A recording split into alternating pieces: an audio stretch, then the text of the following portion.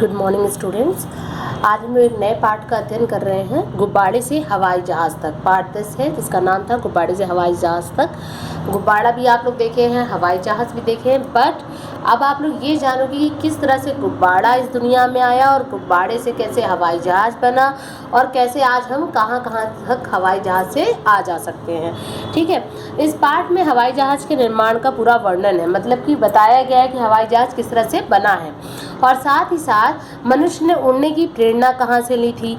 जो आम आदमी है वो ये सोचा कैसे कि हम भी उड़ सकते हैं या उड़ने की प्रेरणा कहाँ से ली थी।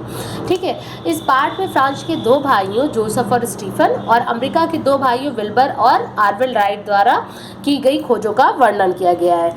ठीक है, अब यहाँ तक आपको समझ में आ गया कि फ्रांस के दो भाई और अमेरिका के दो भाइयों के बारे में बताया गया और उन्हीं के खोज के बारे में बताया गया कि उन्होंने किस तरह से खोजा और इस चीज़ को मतलब इम्प्लीमेंट कर पाए या इस चीज़ की खोज कर पाए।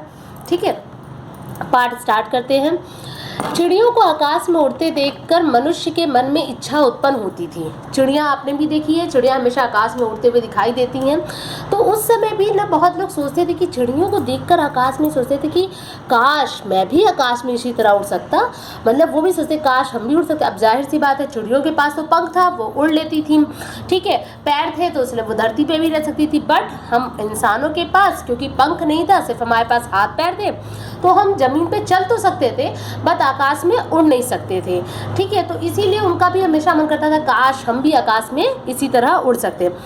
अपनी इस इच्छा को पूरा करने के लिए मनुष्य ने बहुत प्रयत्न किए। प्रयत्न का मतलब होता है प्रयास करना। इच्छा को पूरा करने के लिए मनुष्य बहुत सारे प्रयास कर रहे थे, इसमें उसे कई बार असफलता का मुंह भी देखना पड़ा। असफलता मतलब जो चीज़ में वो सफल नहीं हो पा रहे थे, कई बार कोशिश कर रहे थे कि हम किसी तरह आकाश में उड़ सके, लेकिन उसमें सफल नहीं हो पा रहे थे, पर उसने साहस कभी नहीं छोड़ा। मतलब वो लोग कभी भी अपनी हिम्मत नहीं छोड़े, वो कोशिश करते रहे कि हम भी एक दिन आकाश में उड़ सके। ठीक है, फ्रांस में दो भाई रहते थे। दो भाइयों का नाम क्या था? जोसेफ और स्टीफन। ठीक है, ये दोनों भाई क्या करते थे कि दोनों भाई ने प्रायः आकाश में उड़ने की बात सोचा करते थे।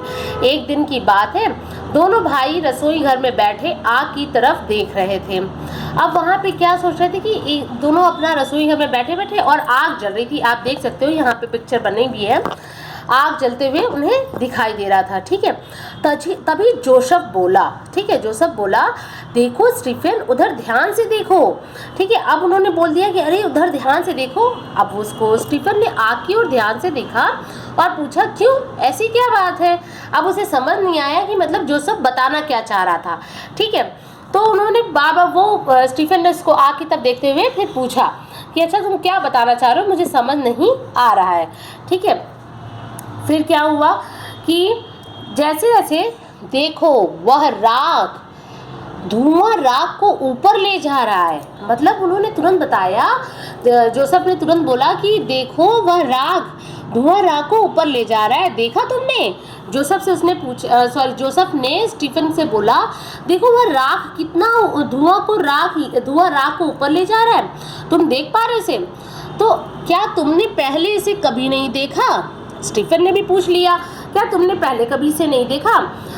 वह अब भी कुछ समझ नहीं पा रहा था। बहुत कोशिश करने के बावजूद भी स्टीफन को यह बात समझ नहीं आ रही थी कि आखिर जोसेफ बताना क्या चाह रहा है। ठीक है, जोसेफ ने कहा अरे देखो यह तो उड़ सकता था, धुआं इस राख को ऊपर उड़ा सकता है।